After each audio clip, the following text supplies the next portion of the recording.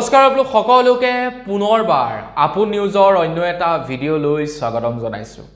আহি আছে 2026 চন। আপোনালোকে বাৰু 2026 চনত নিউ ইয়েৰ পাৰ্টি কৰে নে নকৰে কমেন্ট সেকশনত জনাবচোন। তো নিশ্চয় চাগে আপোনালোকে নিউ ইয়েৰ পাৰ্টি কৰে, হয় নহয়? নিউ ইয়েৰ পাৰ্টি কৰে, কিন্তু খ্ৰীষ্টমাছৰ বহুলোকে আকৌ আপোনাৰ বিৰোধিতাও কৰে। আমাৰ অসমত আজিকালি বৰ খাটাৰনাক কিছুমান ঘটনা সংঘটিত হ'বলৈ লৈছে। খ্ৰীষ্টমাছ পালন কৰিবলৈ নিদিয়ে, কিন্তু তাৰ বিপৰীতে আকৌ নিউ ইয়েৰ পাৰ্টি তেওঁলোকে একসেপ্ট কৰে। খ্ৰীষ্টমাছ পালন কৰিবলৈ নিদিয়ে, আকৌ তাৰ বিপৰীতে আপোনাৰ সেই জিন্সৰ পেণ্ট পৰিধান কৰে। আজিকালি মানুহবিলাক যে কি হৈছে, কেৱল ফুটেজ লাগে। বাৰু যি কি নহওক, আপোনালোকৰ কাৰণে আজি জানুৱাৰী মাহৰ পৰা সলনি হ'ব লগা প্ৰায় 10টাকৈ নতুন নিয়মৰ বিষয়ে জনাম এই ভিডিঅ'টোত। তো ভিডিঅ'টো প্ৰথমৰ পৰা শেষলৈকে চাই থাকিব। আপোনালোক সকলোৰে কাৰণে জানুৱাৰী মাহৰ 1 তাৰিখৰ পৰা প্ৰায় 10টাকৈ নিয়ম সলনি হৈ পৰিব। তো মই শ্ৰীপাঞ্জি গগৈ, আপোনালোকে চাই আছে আপোন নিউজ। আহক আৰম্ভ কৰোঁ আজিৰ ভিডিঅ'। আগবাঢ়িছোঁ প্ৰথমটো সলনি হোৱা নিয়মৰ ফালে। প্ৰথম সলনি হোৱা নিয়মটোৰ বিষয়ে জনোৱাৰ আগতেই আপোনালোক সকলোকে সৰুকৈ এটা ৰিকুৱেষ্ট, যদি খবৰকেইটা চাই ভাল লাগে লাইক এটা কৰিবলৈ কিন্তু নাপাহৰিব। আৰু চেনেল যদি ছাবস্ক্ৰাইব কৰা নাই তেন্তে চেনেলটো ছাবস্ক্ৰাইব কৰি ল'ব। প্ৰথম খবৰটো ওলাই পৰিছে যে আপোনালোকে ভাৰতৰ আকাশ মাৰ্গত 1 জানুৱাৰীৰ পৰা 3টা কোম্পানীৰ বিমান নতুনকৈ দেখিবলৈ পাব বুলি জনাইছে। প্ৰথমটো হৈছে হংস এয়াৰ, আল হিন্দ এয়াৰ, ফ্লাই এক্সপ্ৰেছ। এই তিনিওটা কোম্পানীৰ আপোনালোকে ফ্লাইট 1 জানুৱাৰীৰ পৰা আমাৰ ভাৰতবৰ্ষত বা আমাৰ অসমতো আপোনালোকে দেখিবলৈ পাব। যিহেতু বৰ্তমান সময়ত এয়াৰ ইণ্ডিয়া খুবেই ডাউনফল হৈছে, এয়াৰ ইণ্ডিয়াৰ অৱস্থা এতিয়া বেয়া আমাৰ ভাৰতবৰ্ষত। তাৰ লগে লগে 3টা এয়াৰলাইন কোম্পানী এতিয়া মুকলি হৈছে। 3খন বিমান আপোনালোকে নতুনকৈ দেখিবলৈ পাব নতুন আপোনাৰ বৰ্ষতে। আগবাঢ়িছোঁ ইয়াৰ পাছৰটো সলনি হোৱা নিয়মৰ ফালে। খবৰলৈ পৰিছে এতিয়াৰে পৰা কোনো লোকে যদি বেংকত চেক জমা কৰে, তেনে 3 ঘণ্টাৰ ভিতৰত সেই চেকৰ পইচা বেংকৰ একাউণ্টত সোমাব লাগিব। আৰু এই নিয়মটো সলনি হ'ব 3 জানুৱাৰীৰ পৰা।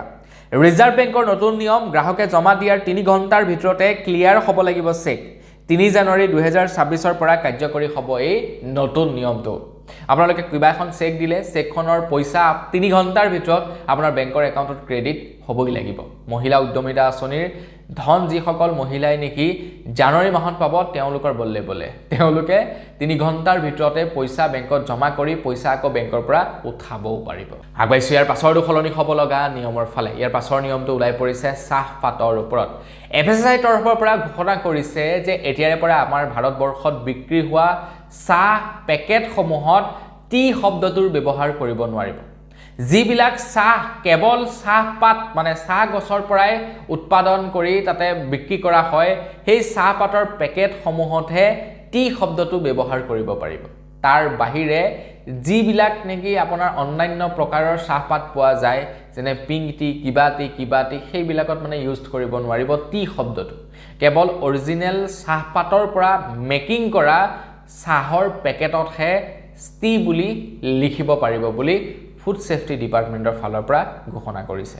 আগবাঢ়িছোঁ ইয়াৰ পাছৰটো সলনি হোৱা নিয়মৰ ফালে। খবৰ ওলাই পৰিছে আমাৰ ভাৰতবৰ্ষৰ ৰেলৱে ষ্টেচনসমূহত আপোনালোকে নতুন বৰ্ষত দেখিবলৈ পাব KFCৰ বিপণী। KFC যে সেই যে আপোনাৰ মানে কি বুলি কয়, চিকেন খাবলৈ পায়, চিকেন ললিপপ, চিকেন আপোনাৰ chicken wings, chicken leg piece, এই বস্তুবিলাক আৰু তো চিকেনৰ আইটেমবিলাক বিকে KFC। তো KFCৰ আপোনালোকে বিপণী দেখিবলৈ পাব 1 জানুৱাৰী মাহৰ পৰা আমাৰ ভাৰতবৰ্ষৰ ৰেলৱে ষ্টেচনসমূহত। আগবাঢ়িছোঁ ইয়াৰ পাছৰটো সলনি হ'ব লগা নিয়মৰ ফালে। নিয়ম ওলাই পৰিছে ছাত্ৰ ছাত্ৰীসকলৰ কাৰণে। খবৰ ওলাই পৰিছে নতুন বৰ্ষত যিসকল ছাত্ৰ ছাত্ৰীয়ে বিভিন্ন ধৰণৰ এক্সাম পাছ আউট হ'ব, তো তেওঁলোকক যি চাৰ্টিফিকেট প্ৰদান কৰিব, সেই চাৰ্টিফিকেটত এতিয়াৰে পৰা QR কোড সংযুক্ত থাকিব বুলি জনাইছে। আৰু সেই QR কোড স্কেন কৰাৰ লগে লগে আপোনালোকৰ বিশ্ববিদ্যালয়ৰ নাম, বিদ্যালয়ৰ নাম, মহাবিদ্যালয়ৰ নাম, আপোনাৰ নাম, কেতিয়া এডমিশ্যন লৈছিলে, কিমান চনত পাছ আউট হৈছে, সকলোবিলাক তথ্য ওলাই পৰিব বুলি জনাইছে। আজিকালি কি হয়, বহু লোকে ভুৱা চাৰ্টিফিকেট বনাই চাকৰি লৈ পেলায়, আৰু পাছত গৈ ধৰা পৰে যে এই মানুহজনে দেখোন ডুপ্লিকেট চাৰ্টিফিকেট দি চাকৰি ল'লে।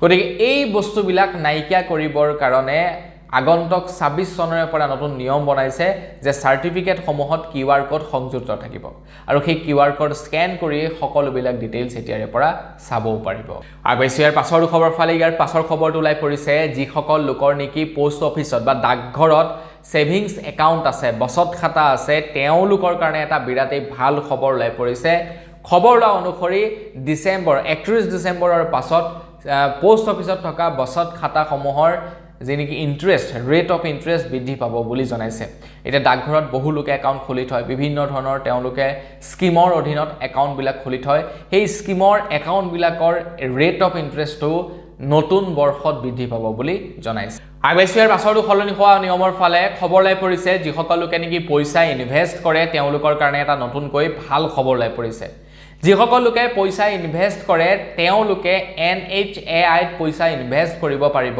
নতুন বৰ্ষত তেওঁলোকে পইচা ইনভেষ্ট কৰিব পাৰিব NHAI আৰু 10% লৈকে আপোনালোকে ইন্টাৰেষ্ট বা আপোনালোকে ৰিটাৰ্নছ লাভ কৰিব বুলি জনাইছে আৰু এইবিলাকত পইচা কি হয় ডিপোজিট কৰিলে কম্পাউণ্ড ইন্টাৰেষ্ট পায় কম্পাউণ্ড ইন্টাৰেষ্ট মানে আজি আপুনি পইচা এটা জমা কৰিলে তাত ইমানটো ইন্টাৰেষ্ট পায় আকৌ তাৰ ওপৰত পালে নে কম্পাউণ্ড ইন্টাৰেষ্ট পাই গৈ থাকে তো 10% লৈকে ইন্টাৰেষ্ট লাভ কৰিব আইবিএছৰ পাছৰটো সলনি হ'ব লগা নিয়মৰ ফালে হয়তো 2026 চনত আমাৰ অসমত বন্ধ হৈ পৰিব সম্পূৰ্ণৰূপে WhatsApp Facebook Instagram যিসকলৰ বয়স 16 বছৰতকৈ কম হ'ব তেওঁলোকে WhatsApp Facebook Instagram এইবিলাক ব্যৱহাৰ কৰিব নোৱাৰিব পাৰে কিয়নো এতিয়া অষ্ট্ৰেলিয়াত সৰু ল'ৰা ছোৱালী সকলৰ কাৰণে WhatsApp Facebook Instagram বন্ধ কৰি পেলাইছে ঠিক আছে ঠিক তেনেকৈ আমাৰ মানে অসমতো সেই নিয়মটো প্ৰযোজ্য হ'ব পাৰে আইবিএছৰ পাছৰটো সলনি হ'ব লগা নিয়মৰ ফালে ইয়াৰ পাছৰ সলনি হ'ব লগা নিয়মটো হৈছে আপোনালোকে যদিহে 31 ডিসেম্বৰৰ পূৰ্বে